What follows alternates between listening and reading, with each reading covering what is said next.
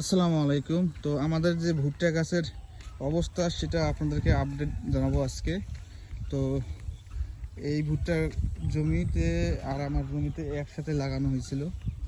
সেই ভুট্টা গাছ একই, তো দেখতে পাচ্ছেন পানি দিচ্ছে, আবার সার ছিটেছে। এখন দেখতেই পারতেছেন এই যে। তো ভুট্টা গাছে এইভাবে দেওয়া লাগে, তাহলে ভুট্টা গাছ সুন্দর হয়। ভালো করে ছিটেস, ভালো করে ছিটেস।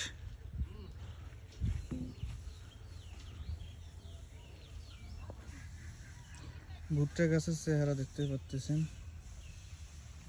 ভুট্টা গাছের চেহারা।